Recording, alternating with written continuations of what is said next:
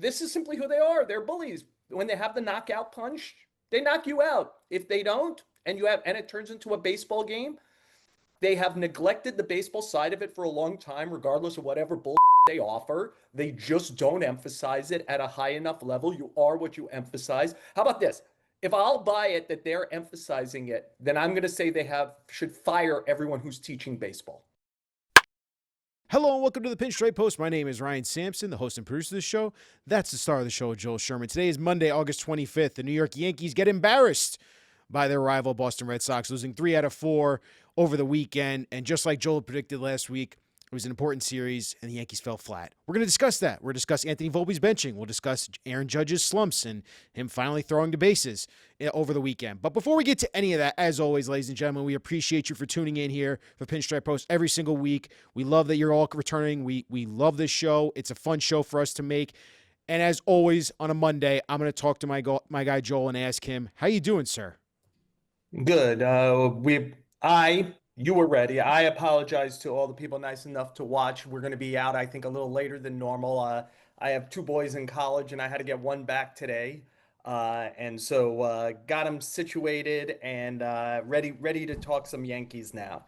Listen, it's a fun, exciting time for kids to go back to college. You get some little bit of jitters, and then once classes start rolling, you get in the habit of it. But that's one part that I'm sure is exciting for you. What isn't exciting for Yankees fans this weekend was watching that slop. Look, Joel, I'll set it up to you right now. The fact that they fell flat again this weekend against this rival, the Red Sox, the team that Yankees fans hate the most. And I know it wasn't as big of a rivalry in recent years, but this year felt like, okay, you can really take your opportunity and shove it to them because they got a lot of young players. You see what they're doing over there with Alex Cora and company. But man, what a disappointing weekend if you're a Yankees fan watching this. From your perspective, does it shock you at all that they fell flat again this weekend and just couldn't come up big in the moment for these 4 games? No, because I think we could clearly say we're at about 80% of the season, the 2025 Yankees are good at being bullies. When they play bad teams, they hit a lot of home runs, they win a lot of games. When they get some pushback against Toronto, Boston, Dodgers, Astros, like they look bad. They're they could they talk about how tough-minded they are. They don't seem very tough-minded to me.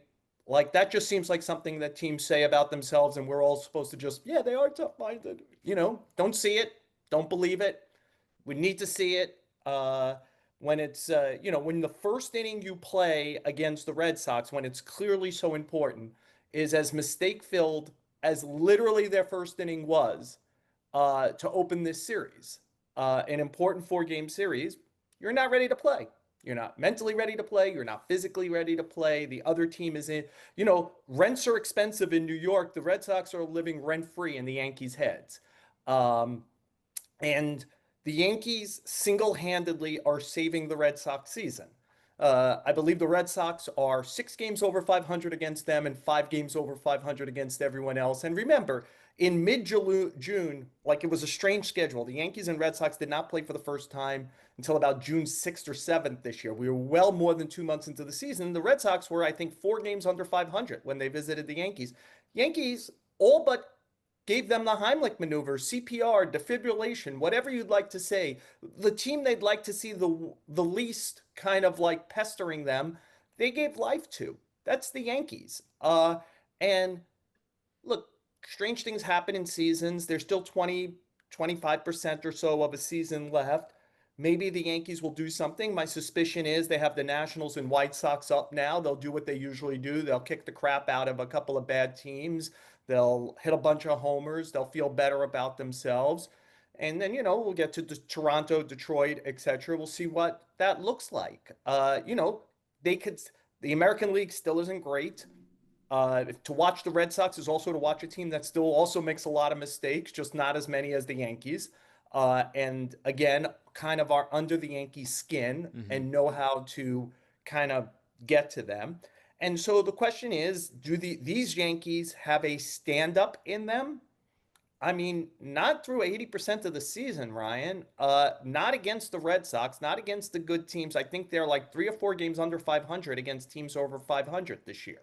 They are the classic bully. They talk a good game, and for this much of the season, they have not really showed that game.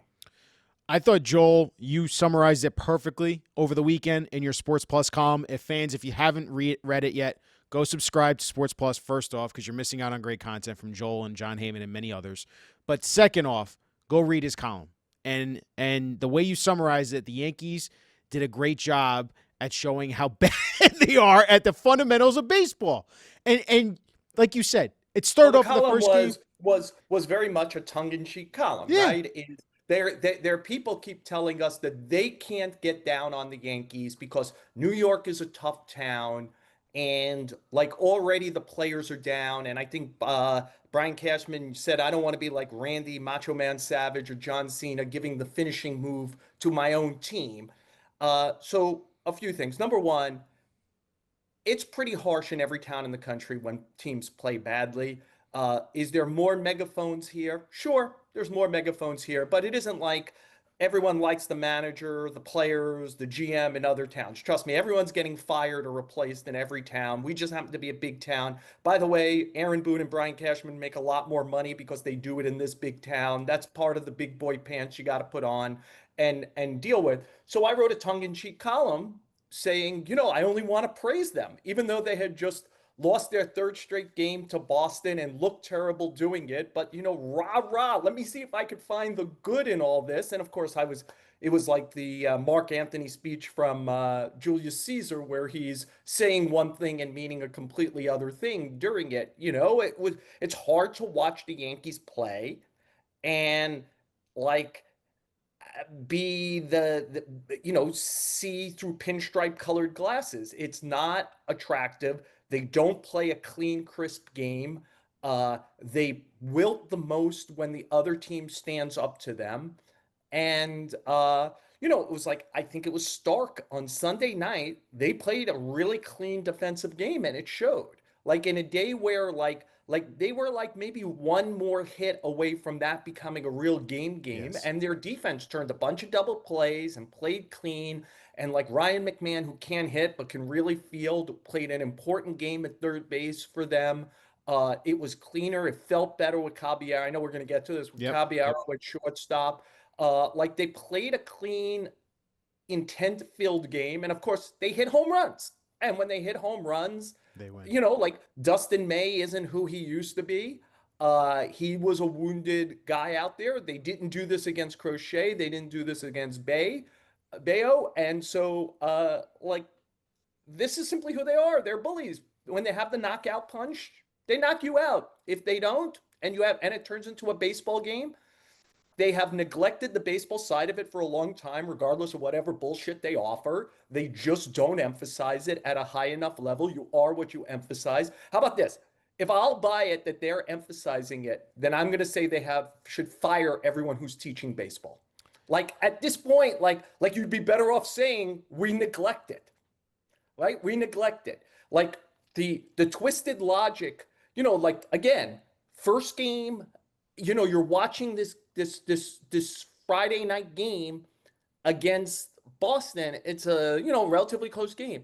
Austin Wells gets doubled off on a line drive in front of him. That I would ask the question also, where are you going? Because where the line drive is hit, he's not making third base anyway if the ball gets to the outfield. Like beyond the obvious, freeze, make sure the ball clears the infield. Little League 101. Volpe throwing to second base to try to backpick Duran. Again, like after the game, and I know we'll get to Volpe, but I just want to say it. After the game where Boone is twisting himself into pretzel logic by saying it's both the wrong play but a heady play. It's not a heady play. That has to be 100% in that situation. It's a 1-0 game. You must get it out there. You got Bednar on the mound. He could get out of it with a runner on second. Don't make it tougher. Like, there is no heady play. It's 100% or throw to first base and get an out. Jason Dominguez catches a long fly ball in left field. Same inning, couple like 30 seconds after Volpe wrongly throws the ball to second. Dominguez wrongly throws the ball to third. It allows the trail runner with one out to get to two. Now you have two runners in scoring position. You also remove the inning-ending double play possibility because there's one out. You throw the ball to second.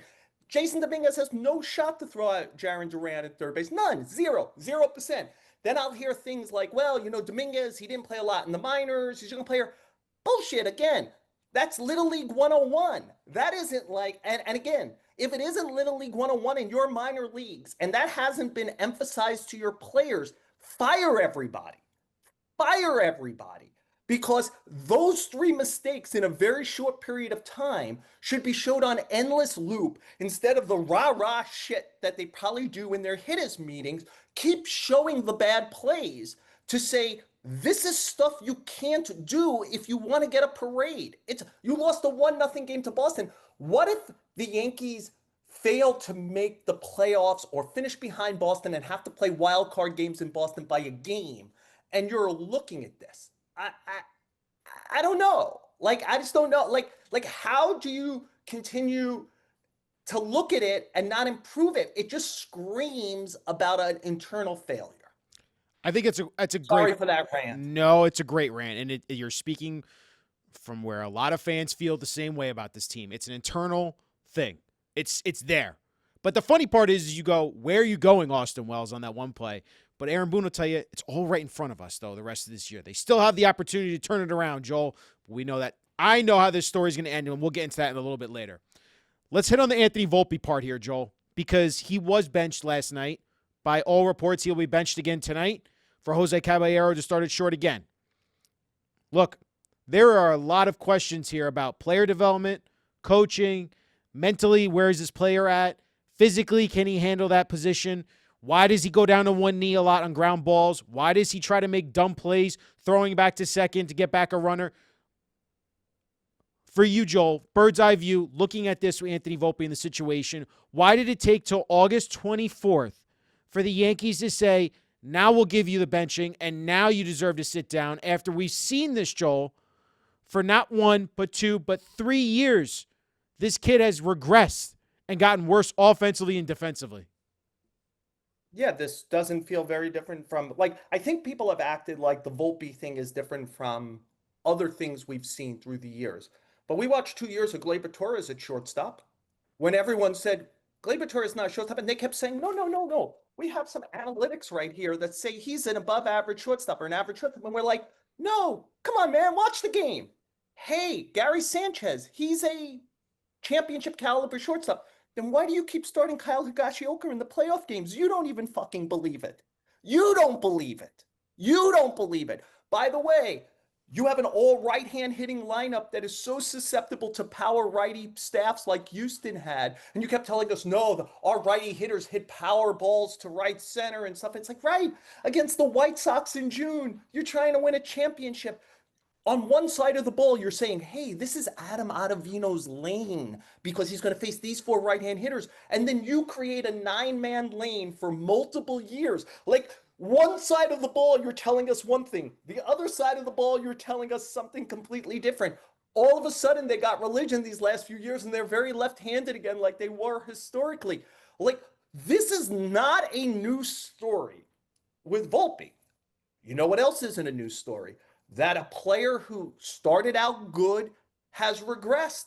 I would say it's true about Dominguez and Austin Wells as well. It feels like the Miguel Andujar plan. It feels like the Gary Sanchez plan. It feels like the Greg Bird plan. It feels like the Davy Garcia plan. I've seen the movie. Yeah. Did this guy's scholarship go a little longer? Probably. Some of that is Oswaldo Cabrera got hurt early in the season, and he might have been somebody who would have mixed in at shortstop some. Oswald Peraza, again, a guy who I would say either they read wrong completely and missed the window to trade him for some good stuff 3-4 years ago, and or he got worse under their care, proved that he couldn't play. I mean, he could play defense, but he couldn't hit at all. That's continued with the Angels. He's not hitting. So, I would assume he was a not. So, in some ways, there was no place for Boone to really turn until they trade for Caballero. And we can make a case like, so should Caballero have been getting some more starts earlier in August? Probably. But this got extended longer and longer. And the worst of it is if you're if you tell me every day it's sunny and I walk outside and it's cloudy, at some point you lose all credibility with me when it comes to the weather. If you keep telling me that Anthony Volpe's elite on defense or he's an above average player, you're either like, I'll give you the choice. I'll give you the choice. Are you being disingenuous or are you incompetent? Your choice. I'll let you stand on either one. Are you lying to me or do you not know what you're watching? Like, whatever it is, because there was no way to watch this year where the play, which never was great, is getting worse and worse on the bases, which is supposed to be one of his assets, on defense, which is supposed to be one of his assets. When you say something like he did after the Friday night game, Aaron Boone, where you said he both made the wrong play and a heady play, you're losing credibility. On Saturday, when you say, well, that was his first error in a few weeks, well, yeah, statistically, but the night before he made an error in everything, but they don't give it an error for throwing to the wrong base. And let's not forget how many errors he would have from throwing grounders to first if Paul Goldschmidt doesn't save his ass. And to your point, like, it's clear he's lost some confidence. He looks like a butterfly flopping goalie in the NHL, trying to field ground balls as opposed to a confident shortstop. And like, and everything is by comparison, right? There's 30 teams in the major leagues. I don't think you could come close to making a case now. I mean, we could literally go team by team if we wanted to take the time. I'm sure we don't want to, where Anthony Volpe is a top 15 shortstop. Yeah. Like, if you're 16 or worse, you're below major league average. It's clear to me he's below 15th. It's harder and harder to put him in 20. He's 26th in the major leagues in shortstop WAR, and he had been a WAR darling these last few years, like, because the defense and the base running had done it. He's 26th in Fangraph WAR among shortstops. The White Sox have two shortstops ahead of him, Chase Medrith and Colson Montgomery. The White Sox have two shortstops ahead of him in WAR. At some point, you're watching this. What favor are you doing Anthony Volpe, the Yankees, and by the way, your own credibility, to keep saying that what you're watching is, forget about acceptable, you're talking about using words like elite and above average. Yeah. Like, that doesn't do it. And I understand we don't live in a day anymore of Billy Martin and Earl Weaver where somebody is going to go, get them out of here, send them to the mine, whatever. But there has to be a way to find something closer to a middle ground that is not signaling to the public. And again, poor Aaron Boone, because everyone else in the organization from Hal Steinbrenner down doesn't talk to reporters twice a day. Aaron Boone got the job in some large part because he's a positive guy. He's trying to keep that positivity. You know, that's his strength, whereas players feel that he always has his back. I would say, is there value in always having the back of a player? Like, I don't think you can have to come out and say Anthony Volpe stinks or whatever. But to act like it's not going on, I don't even think that helps Anthony Volpe. No, it makes him a bigger target. It clearly doesn't help a reporter who's covering the team unless you're going to say, it doesn't matter what you say. I've learned over the years, whether it was Gleyber Torres, Gary Sanchez, your all right-hitting lineup. I'm asking the question because it's my job, but then I'm going to write or say what I believe because, again, either it's disingenuous or it's incompetent. Mm-hmm. And so I'm not going to allow my column to become disingenuous or incompetent. I'll say what you're saying. But like, at some point, I might not have played in the major leagues, but I've watched several thousand baseball games. I know what acceptable is. And this is not acceptable. And by the way, like, eventually, when Gary Sanchez didn't start the playoff games, etc., we now see with Caballero playing that they know it too. Yeah, but they just weren't coughing to it. It was a must-win game last night for them. They had to come out with at least one win and not get swept at home.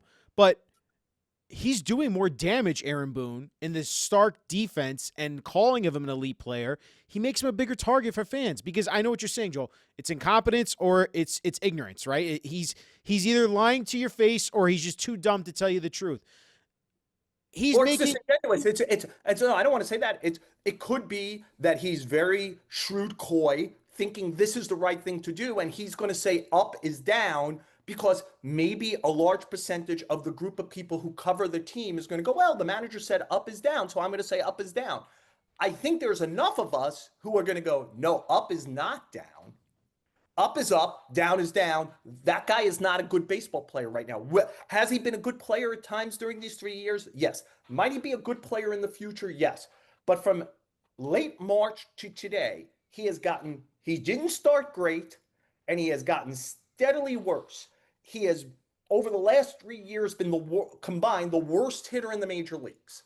Combined, the worst. He still doesn't seem to have an approach offensively that he's determined to follow. He's maybe has too many voices in his head, etc. He went from a guy, go look, I think he opened his career like 15 for 15 in stolen bases and did it in pretty quick order.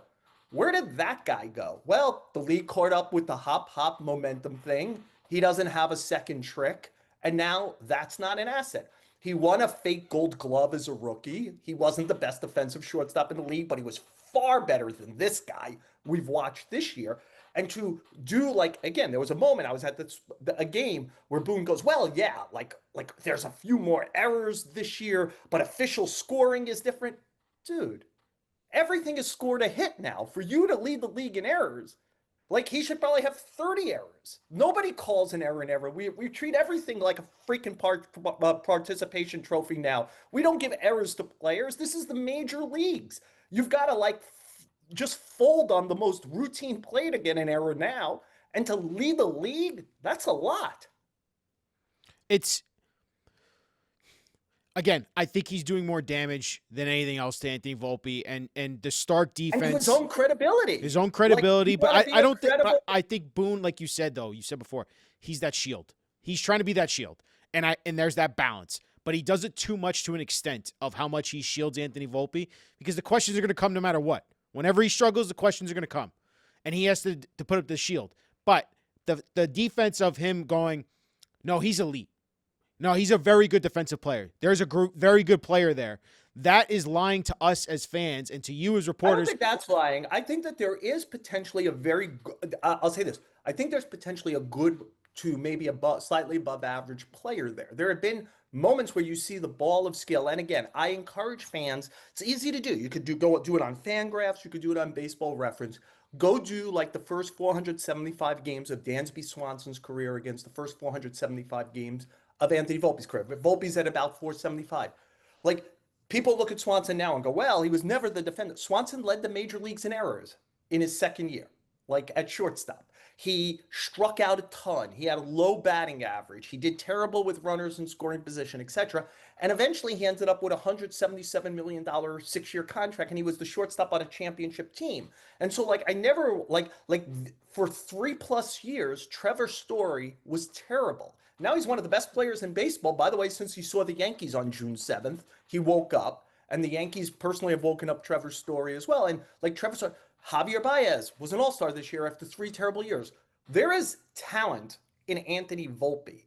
And because there's talent in him, I don't know the value of saying bad is good, good is bad. Like, I just think you have to transparently deal with things. And I get it. It's a trickier public tightrope now, Ryan, because of social media, etc. But I would not look. I say things on here all the time. If I looked at social media comments, I'm sure there's people who call me all kinds of shit. Like, there's people who read my columns who have tinfoil hats and get secret messages about what the columns are about. If I read my email or I read the comments, it would probably make me very mentally sick. So, like, you have to decide, like, I'm not going to base my columns and my credibility on what somebody might misinterpret or who doesn't like me, etc. I'm going to try to do the best I can, and that fair-minded people, I believe, will get what I'm trying to say. Like, I just think that the whole messaging of the Yankee organization that comes out of their lead spokesman's mouth, Aaron Boone, and remember, he's just the spokesman for the whole organization. They're all behind us. It does no good for the organization, and I would argue the player, to say that bad is good. And we have watched, because we've seen it before, and eventually you stop playing Gleyber Torres at shortstop, you stop playing Gary Sanchez at second, you stop playing an all right-hand hitting lineup. I mean, I could go on and on. Like, you stop using a guy in a closing situation who you say is just he's so close. He's so close. And then we never see him again. And so at some point, you've got to find that place, even in 2025, where athletes more than ever are like easy prey to kind of like they're much more sensitive than they've ever been. I get it. I deal with the guys also. You still have to find a way to be much more truth and reality adjacent than the Yankees, through the mouth of Aaron Boone, have been about a large swath of things over the years, most recently about Volpe. But like, again, like, how many times this year have we heard Dominguez is getting much better in left field? Well, I guess if you go from unplayable to atrocious, you're getting better. But it's unacceptable. And by the way, he's hardly, and I understand, like, with Stanton playing right and Judge as the DH and Grisham and Bellinger playing well, at some point you got to play the hot hands. These are vital games. But like, Dominguez ain't out there that much anymore, right? And against Garrett Crochet, where he played every right-hand hitter, short of pulling like Chili, like Chili Davis switch hitter out of, hey, can you bat right-handed today? He didn't play Dominguez against Crochet. So again, like, at some point, I don't care what you say, I care what you do. And like, eventually we get to the do moment. But by the time we get to the do moment, we have gone through a lot of credibility twisting possibilities that I think should be beneath the New York Yankees. But they continue to put themselves in this situation that they do to themselves. Joel, I do want to ask, because of the Volpe factor. Mind you, Volpe is not the sole reason the Yankees are in the spot they're in. Like, I know he's a big thing of this because he's a shortstop, the Yankees, the history. Can I give you an unbelievable statistic, though? Yeah. About like, playing Volpe a lot? Who do you think leads the Yankees in plate appearances with runners in scoring position? If you tell me Anthony Volpe, I'm going to be very upset. Well, not only am I going to tell you it's Anthony Volpe, it's Anthony Volpe by 28 plate appearances over Cody Holy Bellinger and 29 shit. over Judge. Now, look, some of that is that Volpe's greatest skill is his durability. He's available. He's in the lineup. Judge missed a couple of weeks. So, like, that's when he wasn't playing. Early in the season, Bellinger maybe wasn't playing every day. As Boone was learning, he can play him every day against especially lefties. He's so good left on left. So Volpe's been in, but those at bats that find it. By the way, you know who's got the 7th worst OPS in baseball with runners in scoring position? Though he leads, that's Volpe. He's among the league leaders in getting up with runners in scoring position, and he's among the league worst in doing it. By the way, he's joined among the league worst with runners in scoring position by Dominguez and McMahon. So, like, if you wonder where a lot of Yankee rallies are going to die, like, that's part of the answer there. And like, these at-bats keep finding Volpe. And so, like, when somebody has said to me, well, Volpe has like a career high in RBIs already, and that would be like, right, if I take 40 shots a night in an NBA game, I might average 20 points. But my team's never going to win because I'm taking 40, there's nuance to statistics. And Volpe has gotten a ton of opportunities to get to 65 RBIs. He has not, the 65 RBIs are not reflective of a run producer. They're reflective of the Yankees put a lot of runners on base against bad teams, and Volpe has gotten a lot of opportunities. Yeah, he's batting 6th almost every night in the beginning of the year. Right, like there's, this is the thing also. So, like, to me, part of it is Volpe also has to hit 9th. Yeah. Like, hit 9th, and I know he's done that more recently when he's played, but he's got to hit 9th. The question is, though, then, hey, by the way, McMahon hits 8th. He's terrible in those situations. Dominguez hits 7th. He's terrible in those situations. Austin Wells hits 6th. He's terrible in those. You can't play Austin Wells anymore. They have some guys who are really, like it felt like it could be a long lineup, and it's very top-heavy again. Yeah, it is. And it's very home run dependent again. And if they're not hitting for average, not hitting for getting on base. the player development side of this. It takes another huge hit here, Joel. How much longer can Brian Cashman go with this? It's every year. I get it. It's the hype. It's the media. It's the fans. It's the BS on social media. This prospect's just great. This prospect's going to be amazing. You can't trade this guy. You can't trade that guy. I got it. But this takes another hit on Brian Cashman's ledger that he was not able to develop another top prospect into a promising player that you can rely upon every day. How concerning is that Volpe has again regressed and that this takes another hit on Brian Cashman's ledger? Yeah, so let's deal with, there's multiple things here. Okay. Which is, I think if you sat down, and I do this every year, I keep track of which organizations every player comes from. Like, was an original draft choice, an international signing, an undrafted free agent. The Yankees are always among the team that puts the most players into the major leagues. Yankees, Dodgers, Padres, Astros, Cardinals. Those teams are Guardians. Those teams, like, if we're just doing attendance, like, who puts a lot of players into the major leagues? The Yankees are among the best at it. We also have to recognize, I encourage, if you have access ever to it, and I hope that the people are watching who trust me, if you talk to anybody who's involved in domestic scouting, the draft is filled with less difference makers than ever before. And the Yankees never draft in the top 15. So, like, even Volpe is the 30th pick in the draft. Austin Wells is like 25 to 30. Like, that's where they're getting it. By the time you leave 5 or 10, remember, Dansby Swanson, who I was comparing Volpe to, was a 1-1, first pick, first round. And it took him about 4 years to be like, oh, the Braves finally feel like they found their shortstop. And so, I think if you sat down and looked at where players come from and then were fair and said, well, why don't the Yankees have someone like this guy? And be like, well, the Yankees didn't have access to him. That guy was picked before they got there. Yeah.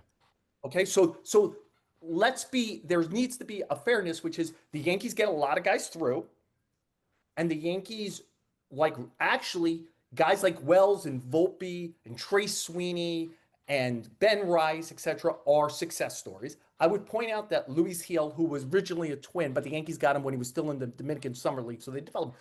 He won the Rookie of the Year last year. I wouldn't be surprised if Will Warren finishes like 5th or 6th for it, and Cam Schlittler has shown he looks like a good Clark pitcher. Schmidt was very good before he got hurt too.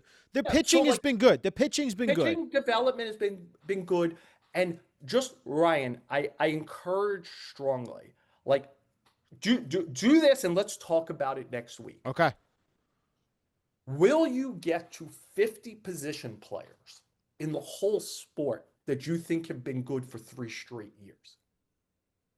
In other words, that a real difference maker. So in other words, like yes, it's a Yankee problem. The Yankee problem is guys come up. Forget about if they're hyped or not. Guys come up and it's like, wow, there goes.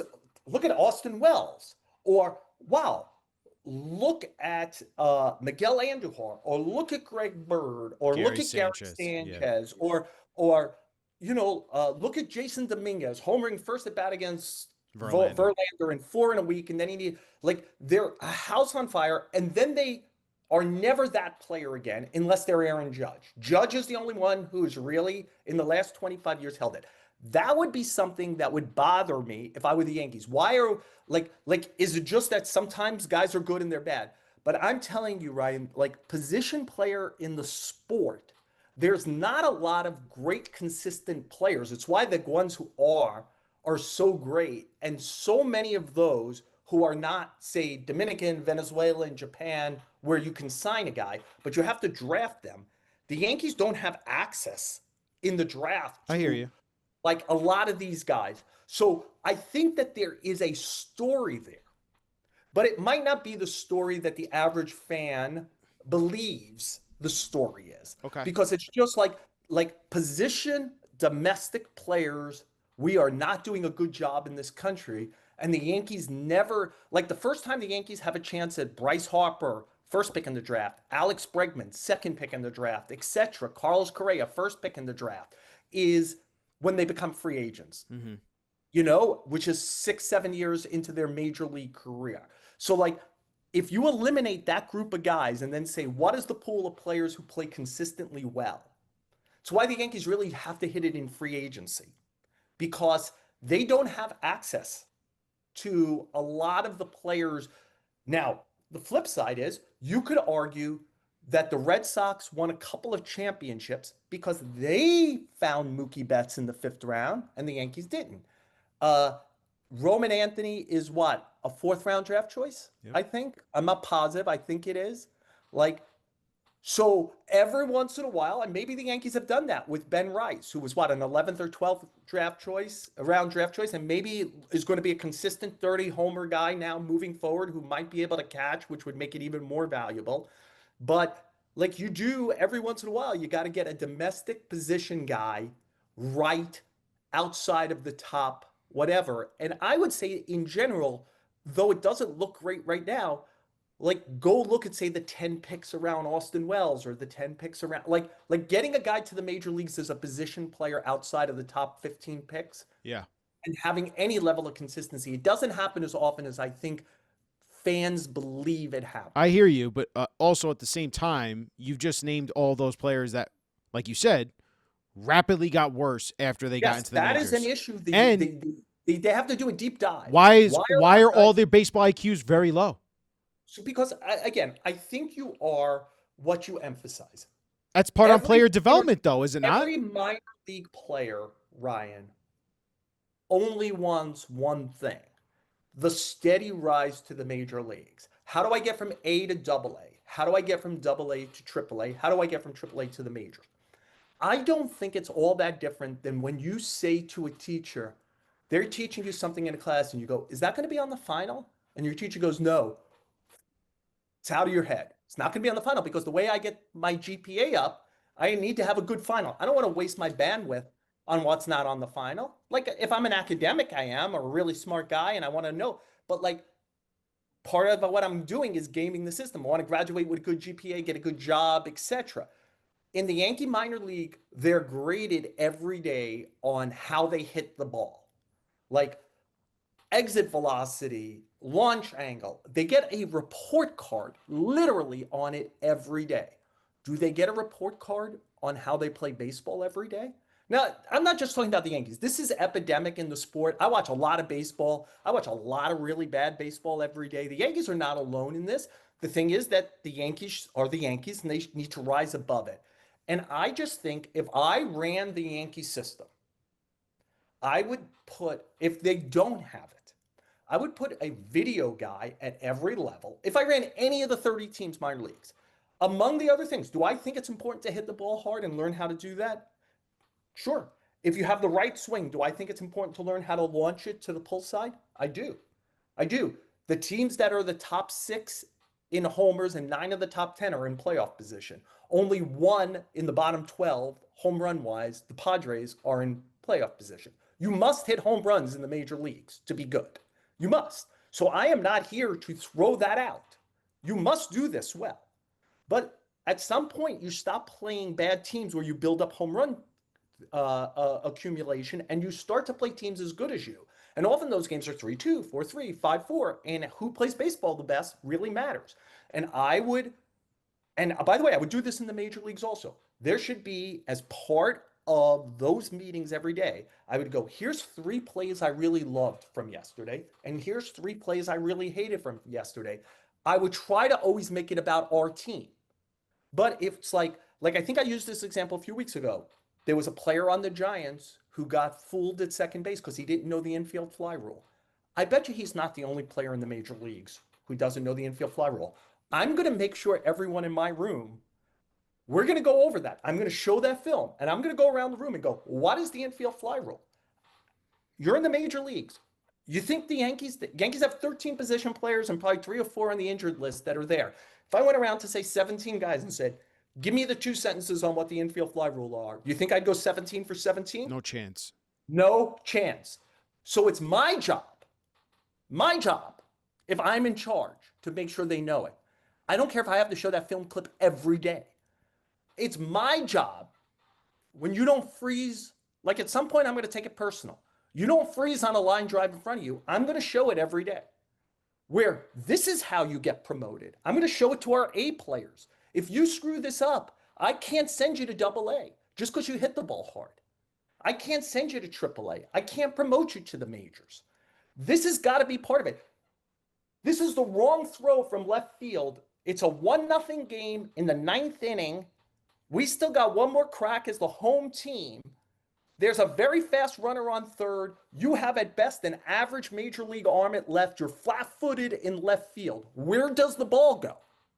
The ball goes to second base to keep a double play, an inning-ending double play in order, right? That's where it must go. There's no discussion. If you do it, now I'm going to show you that play multiple times. If you screw it up at A ball, you cannot play double A. Yeah. If you screw it up at double A, you cannot play triple A. If you screw it up at triple A, you cannot play in the major leagues. I would take that as seriously because you are what you emphasize. And they don't emphasize that part enough.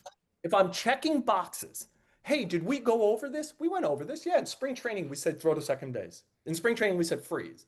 If we're not talking about it constantly, if we never bring negativity into our world, which is, hey, we're going to show you 3 plays we really liked. Hey, I bet you if you showed players every day, 3 plays we really like, players would be fighting to try to get on the video. Players are competitive. They'd say, hey, man, put me on that video. Remember, I took the extra base. I hustled the hell out of it and got to second. You bet it. You're on the film tomorrow. Players are competitive. They want to succeed. They want to be appreciated. They want to be promoted from A to double A to triple A to the majors. You are what you emphasize.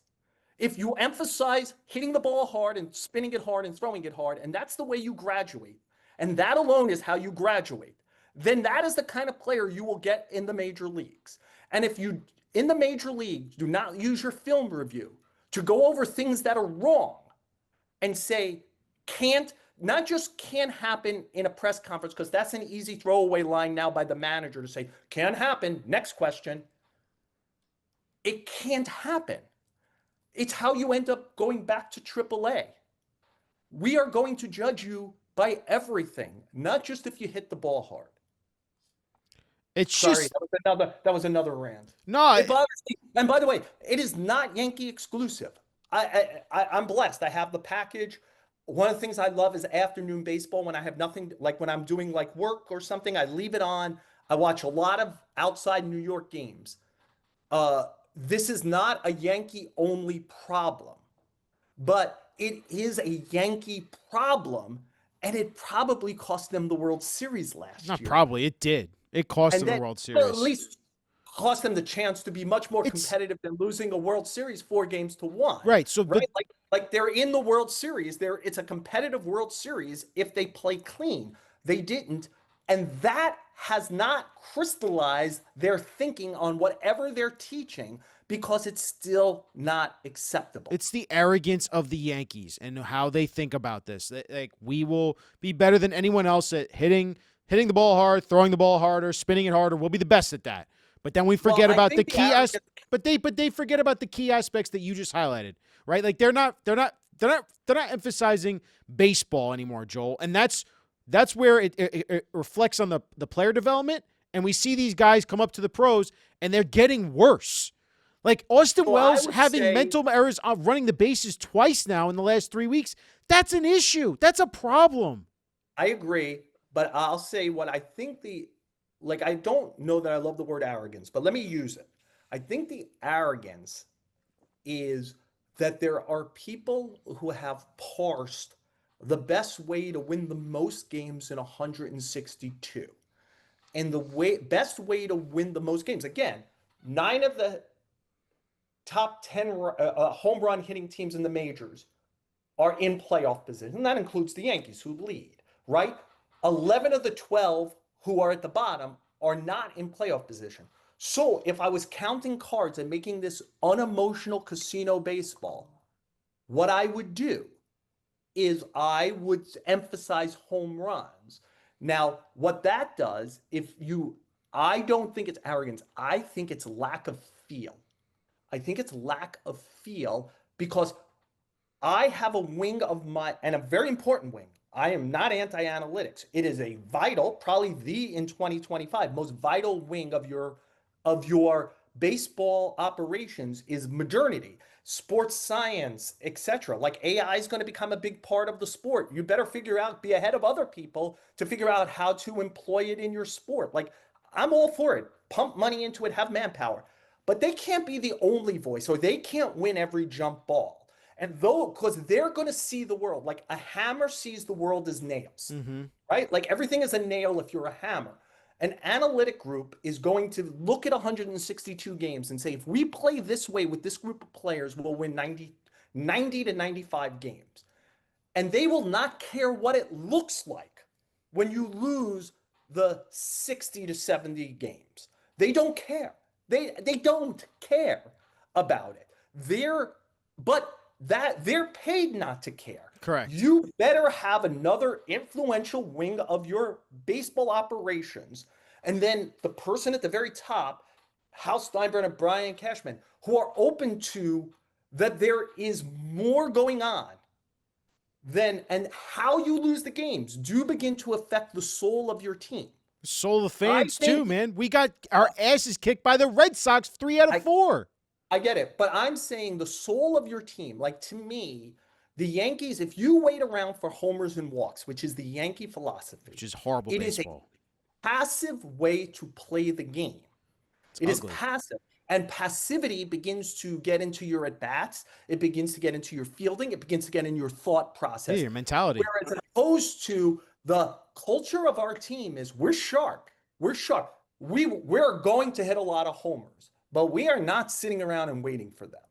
Like when they played the Cardinals, and again, I know Carlos Narvaez is a guy who's tough to run on, and the Yankees didn't put a hell of a lot of guys on first base during the series. And my suspicion is, I think if I remember correctly from just watching the Mets play, I think the Nationals have terrible throwing catchers. So I think in this series coming up against the Nationals, I think the Yankees will probably run wild again. But it needs to be part of their identity to be aggressive, push it, push. Like it's okay to win a fight by more than hitting a guy on the jaw with a knockout punch. Yeah, You and good luck. win by points. You can win by crafty jabbing and counterpunching and moving and sticking, etc. And the Yankees have one blunt force way of winning a game. And I think that it hurts them against the best opponents and at the biggest times of the year because they don't have this secondary way of winning. Plus, it is in their DNA not to aggressively be thinking about it and sharp all the time. Well, that's why it affects them in the extra inning games so much as well, because you have to be sharp, you have to be on top of your baseball IQ, and you have to be aggressive, and they're none of those things. And that's why they're so poor in extra innings when it comes to those situations. And I think it's an arrogance. Again, I'm going to use that word again because I think it's an arrogance for you as a team to think that you can knock someone out like a Garrett Crochet and, like you said, the better opponents that you're going to face in the playoffs, because they're just going to play baseball better than you, and they're going to outthink you, they're going to out hustle you because they have that mentality, because they know how to be that way. And you haven't emphasized that at all this year. And the constant words from you and Judge, meaning Boone and Judge, it's all in front of us, we just got to take it the next day. It's bullshit, man. Acknowledge that how bad this year has gone, and acknowledge that you need to turn it around by actually being more in tune and figuring out a different way to win baseball games. Not we're waiting for that one big moment to happen. Joel, we got to spin it forward, though, to Aaron Judge as well, because I think Yankees fans are starting to turn a little bit on Judge just because of what's going on with the injury and also the fact that he has not played well since he's come back from the injury itself. His average is down. His numbers are not great right now. He's struggling at the plate, and he hasn't been the same since he really went on the tear to start the year. Listen, man. He's arguably the MVP. You can make it, but it falls on him though as a captain of this team and where its struggles are. And I wonder if he's dragging this team down a little bit because of the injury and because of the fact that he can't be out there playing right field. And your best hitter, you can argue, in Giancarlo Stanton, has to be out there sometimes, and it's hurting your team in the long run. Yeah, there's a lot to unbundle there. So Aaron Judge is a great baseball player who's on the way to the Hall of Fame and maybe on his way to a third MVP, and if not a third MVP, a top 5 finish for about the 5th time. You know, he's a great baseball player. He has not been great in the postseason. And reflective of that is he has not been great this year against like Boston, Houston, teams like that are kind of like the natural enemy of the Yankees and teams that are in their way this year. So like he hasn't exactly risen to the moment on that. Um, I also think that when you play the passive way they play, which is heroes and homers, there is no bigger, literally and metaphorically, hero in the game than Judge, than the 6'7", 8 Judge. And I think when Judge doesn't hit, it brings the whole team down. And that's not Aaron Judge's fault as much as it's the theory of the team's fault. That they're not able to be like, okay, like, hey, like Brunson didn't score 25 tonight. We better still figure out a way to win the freaking game, right? Like he might not score 25 every night. Our best goal scorer might not score every night in hockey, etc. Our quarterback might throw 2 interceptions. Our defense better play well. We better run it well. Like there's got to be other ways to win. And the Yankees kind of like, I think, get very mentally deflated when Judge isn't good. I think Judge is part of the overall fabric of not wanting negativity to invade the clubhouse. And again, I'm not talking about old-fashioned Billy Martin, Earl Weaver stuff, but there has to be ways to, again, I would do it with these film sessions. Like there's, right, like Monday after an NFL game, you watch the good and the bad.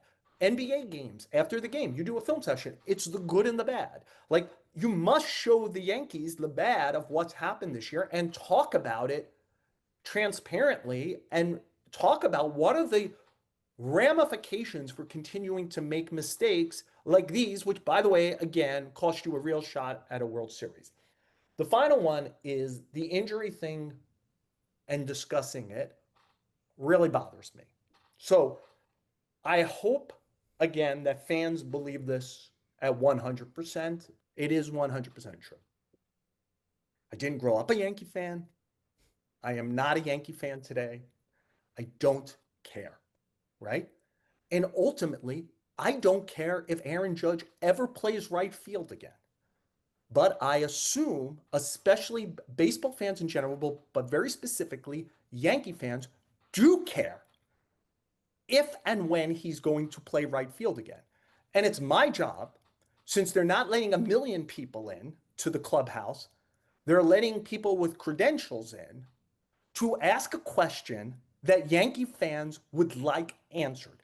Like, I think that Aaron Judge, when he does this, and I'm going to go back to why I think he's secretive about this in a second, but like, I a lot of times want to say to Aaron Judge, I don't take this information and sell it on the street like crack. I put it in a newspaper so fans, or online, or talk about it here so fans know. By the way, there might be a family of 4 in Schenectady or Rochester who come down once a year and they get seats in right field and their children wear a Judge jersey and they're trying to time it for when you play. Like that's fan friendly. Like you're being asked about these injuries when you're going to play, not as some currency like, hey man, I'm going to be able to sell this in a bar. Like I'm going to be the cool guy in a bar. When Aaron Judge is going to play again? The question is asked so we can let the people who care the most, who pay all of our salaries, his and mine, what's going on? Why do I think Aaron Judge is secretive? Aaron Judge got hit by a Jacob Junis pitch early in his career and fractured his thumb. And the Yankees gave a general timeline of like, I forget exactly what it was, but it was like 6 to 8 weeks. And it took Judge like 9 weeks or something to come back. And one time I asked, Judge was talking to me about it afterwards, and I realized, and I've talked to other people, and this is definitely the reason, I know I'm right, is Judge feels like he was criticized for being back too slow. And now, again, Ryan, do I have total recall of everything that was written or said about Aaron Judge at that time by everyone? I find it hard to believe that anybody with credibility in general media were like, oh, they said 8 weeks and it's 9. He's a malingerer. He's not trying to come back. Like, did Bob 367 Yankee fan with an egg avatar on social media say, where the hell's Judge? He doesn't care. Maybe, but then you're like looking for reasons to be upset. Like, so Judge doesn't want his information out on the street. Then the other day, Like he began this nonsense of ask the Ask the trainers, trainers. What an right? answer. So I was literally there Saturday, and I literally said back to him, Yankees don't make the trainers available. I'm asking you. And he said again, ask the trainers. So what I'll do is on this, And didn't he go, oh, that's unfortunate to you? Didn't he say that when yes, you said that? yes. So I will do this on air. I challenge the Yankees. Your captain just told us to ask the trainers. Make your freaking trainers available to tell us what's going on. You won't, because if you did, Judge would get your ass fired. All right? Because he actually doesn't want that information out on the street. Okay? Because he wants to keep it closed and a mystery because he feels like he was criticized earlier in his career for coming back too slowly and doesn't want a timeline out there as opposed to understanding it's a general timeline. Like we're all trying to imagine, like how much will Stanton, who could probably is much more susceptible to injury or not being in a lineup because he's playing right field. Hey, does this mean Dominguez is never playing again because like it can't be configured that way? These are questions that I assume fans want the answers to, and people like me are asking for it. And Judge, who I think is very generally fan friendly, autograph signer, polite to fans, etc. This is not fan friendly. It's also generally not respectful of my business, which bothers me, of course. But again, my business is a service business. Right. I I can't say it enough. I don't care if he plays right field again, but I bet you do. Oh, So absolutely I'm I do. asking a question that I think you want me to ask. That's what I'm doing. I don't know why the media relations function of the Yankees can't appeal to Judge on that level. Or by the way, Brian Cashman, House Thunder, just tell or by the way, you don't say it, but allow Aaron Boone to say it. Aaron Boone is walking on eggshells. By the way, I think this creates a tension around the team that doesn't need to be there, We saw it which last is week with the like the answers that most he was given. important player on the team is like if you talk about his injury, it's like Fight Club. Like the first rule of Fight Club is we don't talk about Fight Club. The first rule of Aaron Judge is we don't talk about his injuries. Well, we talk about the other 25 guys' injuries and what their timelines are. Why wouldn't we talk about the most important player in the sport or the second after Ohtani? You're not just the most important player on the team, you're the most important player in the sport. Like, you're important, man. You're important. And I think it's unnecessary tension. I think it's a lot of gymnastics for nothing. I don't think anyone who's sane would criticize Aaron Judge if he missed the timeline, which is always a generalized timeline. Like Garrett Cole is going to start throwing his first pitch post Tommy John surgery around September 1st. If it was September 15th, would anyone go, I bet you Garrett Cole's screwing around? Well, maybe some lunatic on social media might, but again, this is the don't look at what I said earlier. Don't look at social media stuff because if you want to find somebody who will say, hey, I want all the water in the world to be dirty, don't you dare clean it up, you'll find it. You'll find people take the most lunatic stances in the world. Stop searching it out. But there is nobody that I would say in general mainstream cover this team on a daily basis would say, well, they said that Judge would be back by August 26th, and now it's going to be August 31st. Right? There's setbacks all the time. We're normal. We understand that. Like Just we've be all upfront had, with it. Just be by the upfront way, with it. like unfortunately, you reach a certain age like me, you've actually had injuries and surgeries and things like that. And I get it. Like I've had 2 shoulder surgeries. I get how on Tuesday I feel great in my rehab and on Thursday I feel like crap. And so I think this is an unforced error by the team. Like I think it's unforced to say up is down and Anthony Volpe is great when it's not happening, or Jason Dominguez is really good in left field.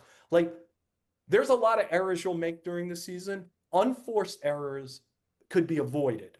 And this is in the unforced error department, and it should be below a player who of the stature of Judge and also a guy who's looked at, and I think justifiably, as one of the better guys in the sport. Like I do think the most important thing a player could do is be respectful of the fans and his teammates.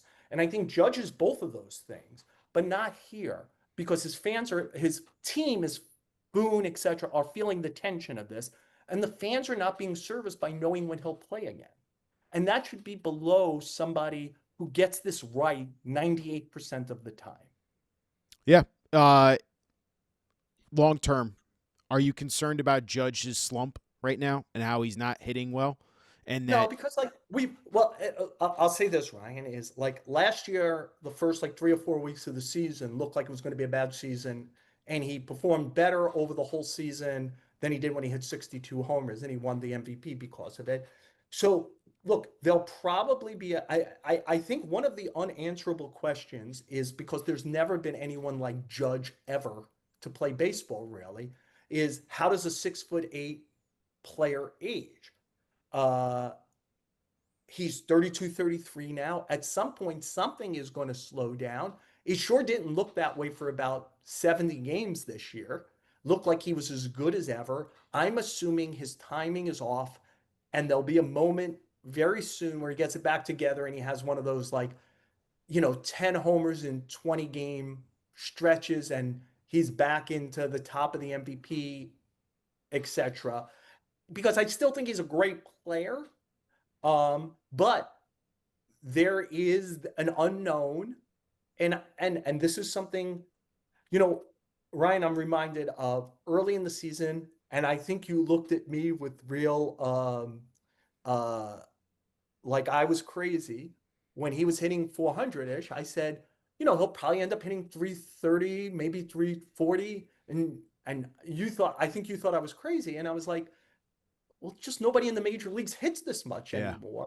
And I guess like he could be the outlier. He hit 62 homers. Like, so I guess everything is possible.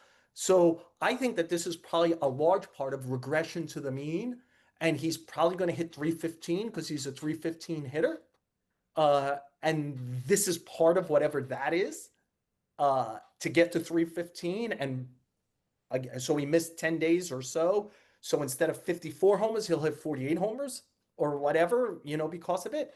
But we don't have any track record of what a player like this, and I would assume the back half of his career looks something like Stanton's back half of his career, which is like he's so big and strong and carries torque so much, puts so much force into everything, and carries a good deal of size and weight with him. Not because he's overweight. I mean, nobody would accuse Giancarlo Stanton of Aaron Judge of being overweight, but they're big fellas who carry a lot of muscle. Like, I assume the back end will be problematic. When does the back end begin? Are we seeing the beginning of it now? I would say probably not. I would doubt it. But I just think it's regression to the mean in a slump. Yeah. There's an unknown with him that we don't have with other players, because we can't say, hey, usually a player who's 6'2", 215 ages like this. Yeah. Yeah. Wrap it up with Joel's notebook. Bottom line, Joel, I think I've seen this story quite a few over the last couple of years and how this season's going to end. It feels like the Yankees will be a wild card team. They'll sneak into the playoffs. And I say that in quotes, sneak in. And then there'll be a first-round exit in the wild card. But are they making the playoffs 1 and 2? Is this going to end the same way we think? At least I think it's going to. They're going to lose to a better baseball team. I think that they'll probably get in. I don't think Kansas City or Cleveland are that special. There's a lot of soft touches on the Yankees schedule that should allow lots of homers, which usually produces lots of wins for them. I continue to say the problematic area for the Yankees is if any one of these 5 starters gets hurt, there's just like, what's next? Is that Ryan Yarborough? How close is he to maybe coming back? I think he threw 3 innings in his last rehab start, right? So, like they're very thin there. Yeah. If anything happens to the front 5 starters, so that if nothing happens to the front 5 starters, if these 5 guys go round and round, I think they'll probably win in the high 80s and get in. And then it will be very matchup dependent. As we saw last year, I would claim that the 2019 and 2022 Yankees were better than the 2024 Yankees that won the AL championship, but the 2024 Yankees got 2 soft touch AL Central teams and made the World Series. If you get the right matchup, like it would be, look, anything could happen in a short series, but like right now they'd play the Red Sox in Fenway. Would you like that? I would say that would be very hard for them to win 2 out of 3. Absolutely. Since they've only won 2 out of 10 so far against Boston. So that's very difficult. But then again, I watched in 1988, I think the Dodgers went like 1-10 or 12, whatever, against the Mets. and then beat the Mets in 7 games in the NLCS. I mean, it took an heroic Oral Hershiser and one of the most surprise home runs ever by Mike Scioscia off of Dwight Gooden, but it did happen. Uh, Short series stuff. 1 second the Brewers are advancing, the next second Pete Alonso's hitting a homer off of Devin Williams, and they're not advancing. So I don't think this team is good enough to win probably multiple rounds of the playoffs, to get to even the AL, to get to the World Series, much less win it. I'm always surprised by things that happen in October. This does not feel like a special Yankee team 80% of the way through the season. It feels like a team that still lacks a good crispness as a baseball team, clear pathways to get guys out after the 6th inning with their bullpen. And I think a level of self-assurance is absent as well from the team. They have a lot of talent, and sometimes talent could win rounds. I think this team would be challenged to win plural rounds. Joel Sherman, appreciate you as always for coming on here, man, and giving us all your rants, your insights, and everything that you give us as Yankees fans about this team. These are like therapy sessions for us fans, and we appreciate you for, as always, giving us all that. Until next week, man, I hope you enjoy the rest of your week, and we'll talk to you soon, all right? Yeah, well, I got to, between now and then, I got to get another one up to college, but I don't think that will slow us down on Monday. Joel Sherman, you're the man. We'll talk to you next time, all right? All right, Ryan, all the best.